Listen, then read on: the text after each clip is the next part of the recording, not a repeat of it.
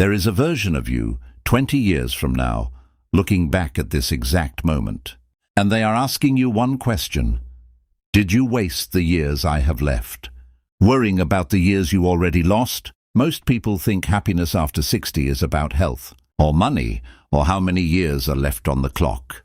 The Stoics, men who buried children, lost empires, and faced death daily, knew something different. They knew happiness was never about time remaining. It was about how you use the time you have. By the end of this video, you will know exactly how they did it. And more importantly, how you can do it too, starting today.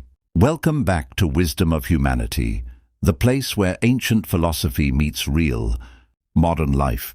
If you're new here, this channel exists for one reason: to take the wisdom of the Stoics, Marcus Aurelius, Seneca, Epictetus, men who ruled empires and men who were born into slavery, and turn it into something you can actually use today in your own life.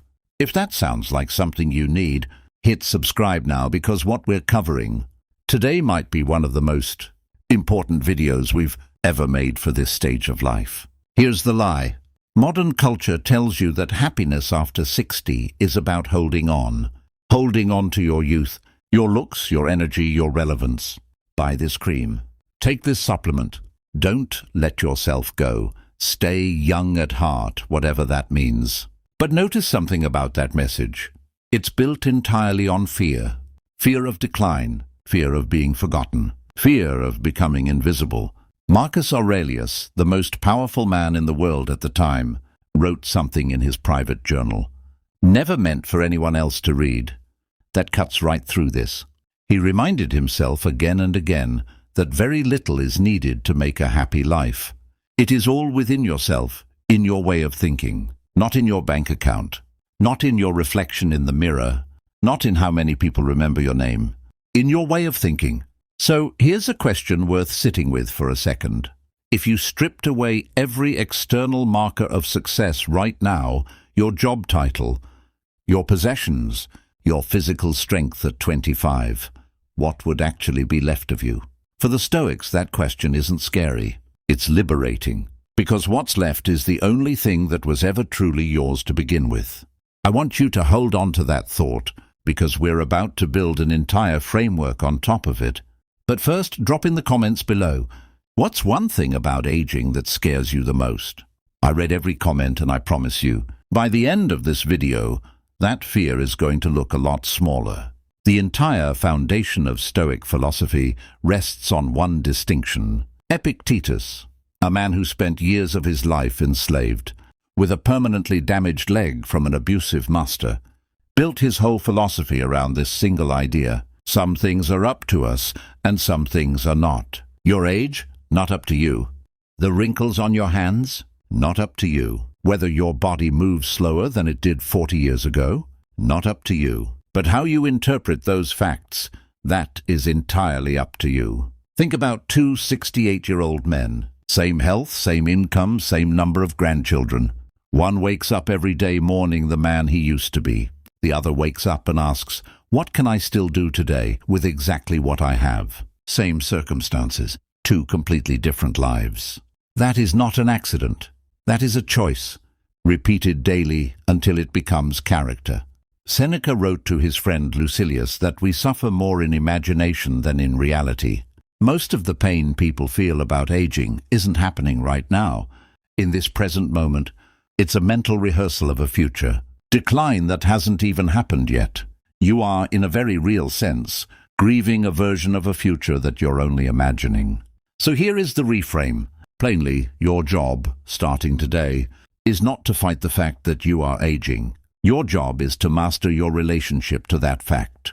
And that single shift, from fighting reality to mastering, your response to it is where every kind of peace after 60 actually begins. Let's make this practical. Based on Stoic teaching, there are 3 pillars that hold up a genuinely happy life after 60. Not theory, practice. Pillar 1, acceptance, not resignation, not giving up. Acceptance, in the Stoic sense, means fully acknowledging reality as it is, so that you can act wisely within it. Marcus Aurelius called this loving what happens to you, not because everything that happens is good, but because fighting what has already happened wastes energy you could be using to live well right now. A knee that hurts is a fact. Spending 3 hours a day angry about that fact is a choice. And it's a choice that steals hours you'll never get back. Pillar 2, purpose. Here's something almost nobody tells you. Retirement is not the end of purpose. It's the removal of a purpose that was handed to you by someone else. For decades, a job assigned you meaning. Wake up, go here, do this, be useful this way. When that structure disappears, many people feel lost, not because they have no purpose left, but because they've never had to choose their own. The Stoics would say this is actually an opportunity, not a crisis. For the first time in decades, you get to decide, without anyone else's permission, what a meaningful day looks like for you. Pillar 3, presence. Seneca warned that people are frugal with money but incredibly wasteful with time, the one resource that can never be earned back. After 60, this warning becomes urgent in a new way. Every regret about the past and every anxiety about the future is time, stolen from the only moment you actually have any power over. This one right now, a cup of tea, a conversation with a grandchild, sunlight on your face through a window. These aren't small consolations. To a Stoic, they are the entire point. Acceptance, purpose, presence. Which one of these three do you think you personally need to work on the most? Type it in the comments. I want to know, because I read through these, and they genuinely shape future videos on this channel. Let me tell you about a man, we'll call him Thomas, because his real story isn't mine to tell in detail, but his situation is one many of you will recognize. Thomas spent 38 years running a small hardware store his father had built. The store was his identity. He knew every customer by name. Then, at 62, he sold it. Within 6 months, his wife said he'd become a different person. Quiet, irritable, sitting on the porch for hours, watching cars go by, waiting, it seemed, for a life that wasn't coming back. One evening, his granddaughter sat next to him on that same porch and asked him to teach her how to fix the loose hinge on the screen door, something he used to do in the store 100 times a day without a second thought. He showed her. It took 20 minutes. She asked him a dozen questions. He hadn't spoken that much or laughed that much in months. That night, he wrote one sentence in a notebook, something Marcus Aurelius might have recognized instantly. I do not need my old life back. I need to find where the same things I'm good at can still matter. Thomas didn't get his store back. He didn't get his 40s back. What he got back was smaller, and in a way, better.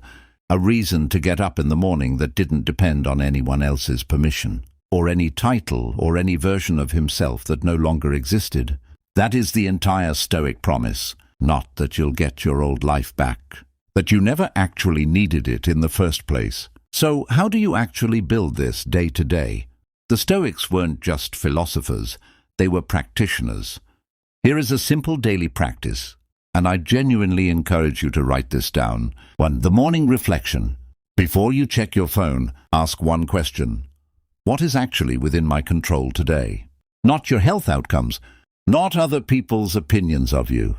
Your attention, your effort, your attitude. Start there. 2. The evening review. This was Seneca's personal practice every single night. Review the day honestly. What did I do well? Where did I let fear or frustration take over? No self-punishment, just honest, calm observation. This is how character is built, one evening at a time. 3. Negative visualization briefly. Once a day, spend 30 seconds imagining life without something or someone you have right now.